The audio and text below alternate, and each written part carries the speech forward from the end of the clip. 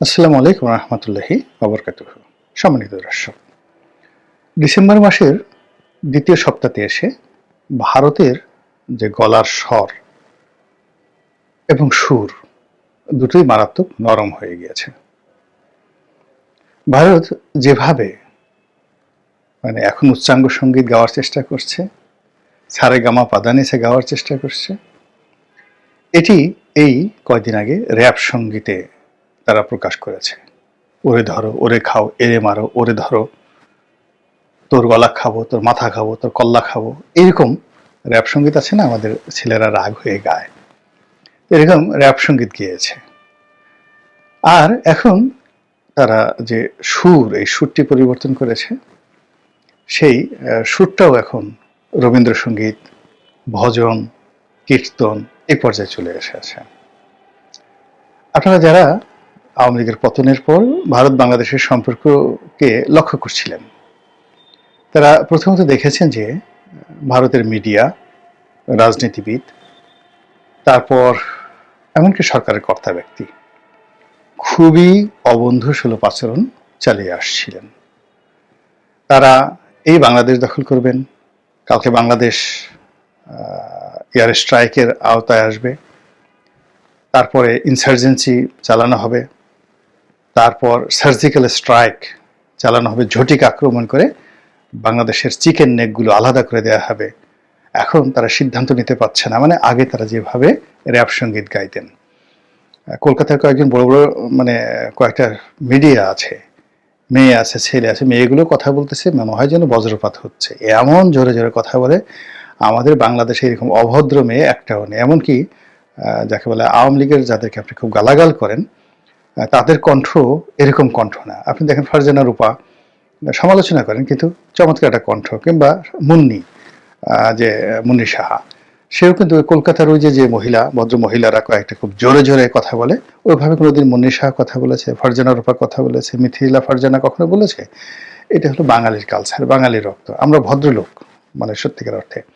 ওরা এমন জোরে জোরে কথা বলে। আমাদের দেশে মুজাম্মেল বাবু, তারপর মুজাম্মেল বাবুর সঙ্গে ধরেন নাইমুল ইসলাম খান, এরকম অনেক দালাল সাংবাদিক ছিল যারা শেখ হাসিনার পক্ষে কথা বলতেন, কিন্তু তার মধ্যে একটা আর্ট ছিল।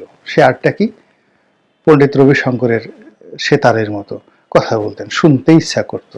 আহা, আমাদের বিরক্তি লাগতো, কিন্তু যার জন্য তিনি বলতেন, অর্থাৎ মোজাম্মেল বাবু শেখ হাসিনার প্রশংসা করতেন।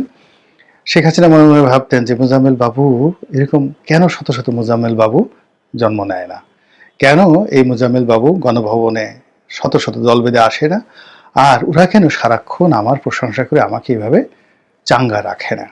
কিন্তু হয় না, আপনি দেখেন ভারতের যে কয়েকটা আছে, কি ময়ূর না ঠয়ূর নাম, এমন সব কথাবার্তা বলে মনে হয় যেন পাগল হয়ে গেছে।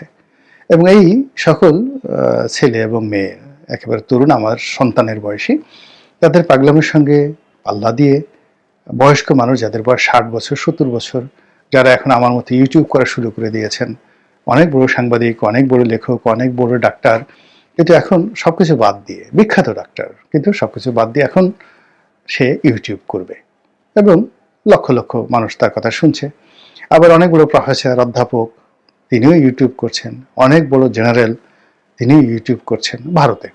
এবং তারা সমস্বরে বাংলাদেশের বিরুদ্ধে কি করলো, হ্যাং করেঙ্গা, ত্যাং করেঙ্গা, মাথা ফাটিয়ে ফেলেঙ্গা, তারপরে গলা টিপে ধরেঙ্গা, এই সমস্ত কথাবার্তা, জিব্বা টান দিয়ে ছিঁড়ে ফেলেঙ্গা, বাম হাত দিয়ে জিব্বা ছিঁড়ে ফেলেঙ্গা, রাজাকার কা বাচ্চা হায়, আলবদর কা বাচ্চা হায়, ইত্যাদি ইত্যাদি নানা রকম অশালীন অশ্রাব্য কথাবার্তা বলে পুরো পরিবেশ পরিস্থিতিকে এমন পর্যায়ে নিয়ে গেছে যে আমাদের দেশের একেবারে শান্তশিষ্ট একটা দল, যারা ভারতের সঙ্গে কখনো সংঘাতে যেতে চায়নি, সেটা হলো বিএনপি। সেই বিএনপি উত্তেজিত হয়ে গেছে। উত্তেজিত হয়ে তারা সেই করলো কি, বিরাট এক সমাবেশ করলো ঢাকাতে। আবার সেই সমাবেশ দল বেঁধে তারা আগরতলার দিকে চলে গেল এবং ভারত বিরোধী সমাবেশ করলো, এবং তাদের ছাত্র সংগঠনকে দিয়ে তারা এই যে ঢাকাতে ভারতের রাষ্ট্রদূতের কার্যালয় বা দূতাবাস, ইন্ডিয়ান হাই কমিশন যেটাকে বলে, এটিকে তারা ঘেরাও করলো।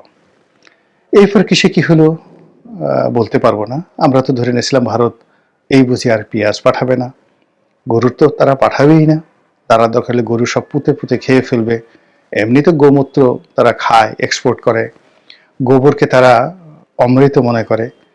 তো বাকি হলো গরুর হাড্ডি গুড্ডি, মাংস তো তারা বিদেশে পাচার করে, বিক্রি করে, চামড়াও করে, আর যেগুলো অখাদ্য জিনিস সেগুলো বাংলাদেশে পাঠায়। গরুকে তারা দেবতা মনে করে, ঘরের মধ্যে ঢুকিয়ে তাদের মানে অন্যরকম গরু। গরু ভারতের ভারতের মোদী সরকারকে যদি মূল্যায়ন করতে হয়, আপনাকে গরু নিয়ে 10 বছর গবেষণা করতে হবে। গরুর সাথে 10 বছর শোয়ার পরে আপনি একসাথে সহবাস করবেন গরুর সঙ্গে, সহবাস বলতে একত্রে বসবাস, ওই সব কিছু না। আপনি গরুর সাথে ঘুমাবেন 10 বছর, তারপরে আপনি জনাব নরেন্দ্র মোদী এবং অমিত শাহকে বুঝতে পারবেন হোয়াট ইজ দ্যার থিওলজি, তাদের ধর্মতত্ত্বটা কি। তো যাই হোক, এখন তারা সেই বাংলাদেশে বোধহয় গরু পাঠাবেই না, তারপরে তেল পাঠাবে না, চাল পাঠাবে না, আটা ময়দা। আমাদের বাংলাদেশের তাদের বক্তব্য হলো যে বাংলাদেশের সঙ্গে যুদ্ধ করতে হবে কেন? ওরা কি যুদ্ধ করার জাতি? ওরা কি কখনো যুদ্ধ করেছে? 71-এ তো আমরা যুদ্ধ করে ওদেরকে পাশ করে দিয়ে এসেছি। কেন ওদেরকে যুদ্ধ করে একটা বুলেট খরচ করা হবে?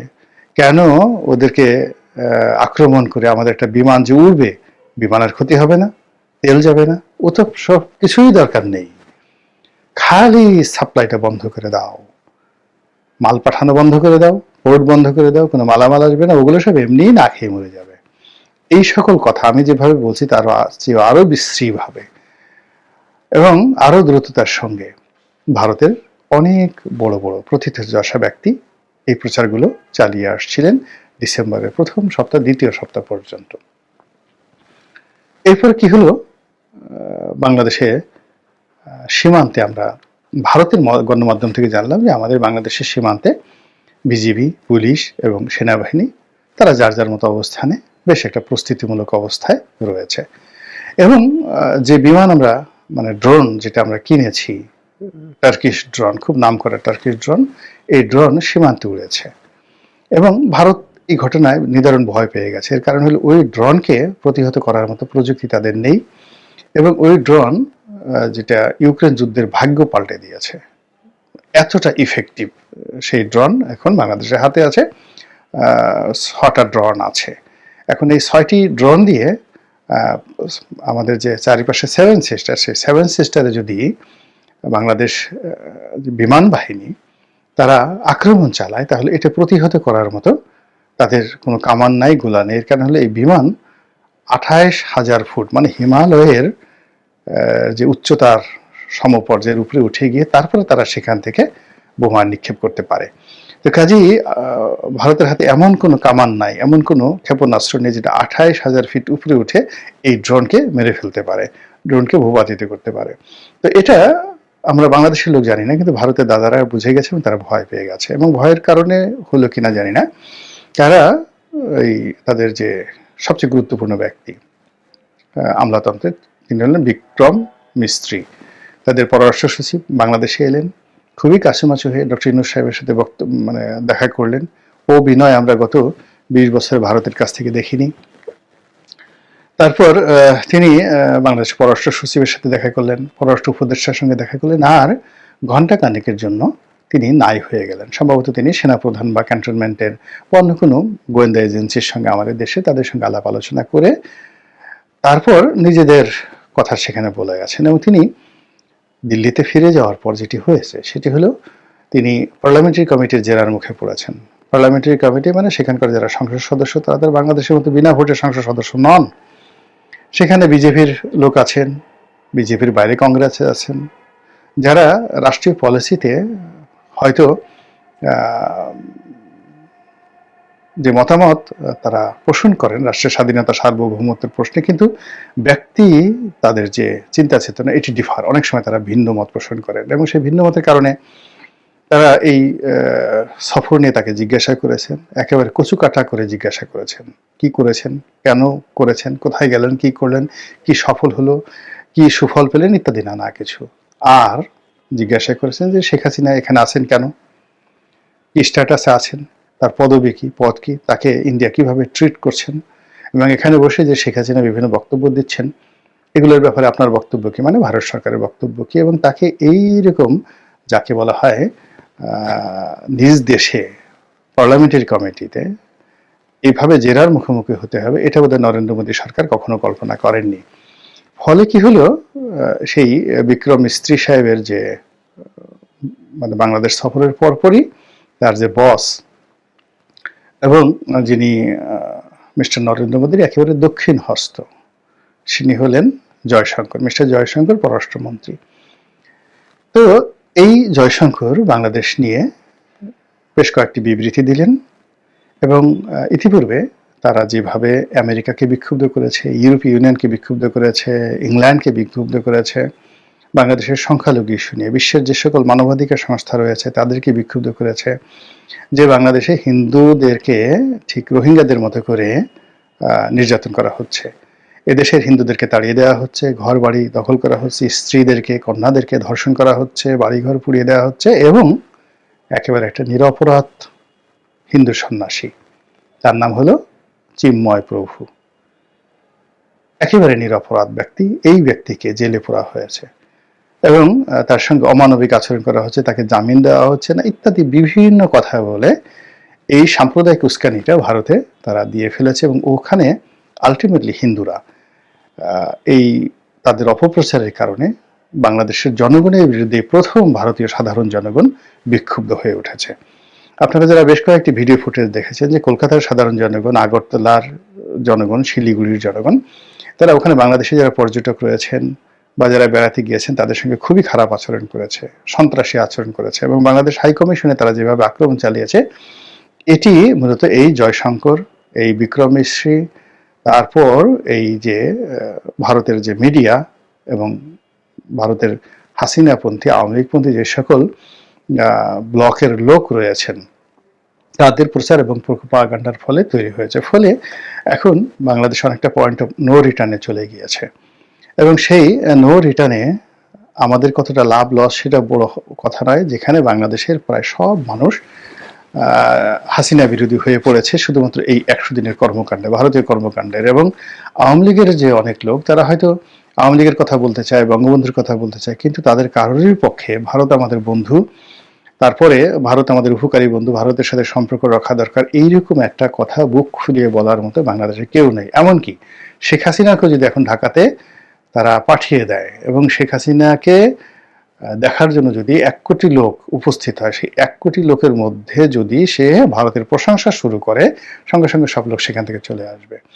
এই যে ভারত বিরোধিতা আগেও ছিল, কিন্তু গত এই 120 দিনে এটা ক্রমবর্ধমান হারে এভাবে বেড়েছে, যার কারণে আমাদের যে জনমত, সেই জনমতটা অ্যাবসলিউটলি ভারত বিরোধী হয়ে পড়েছে। এখানে আওয়ামী লীগ, বিএনপি, জামাত কেউ নাই, ভারতের প্রশ্নে সবাই ভারত বিরোধী।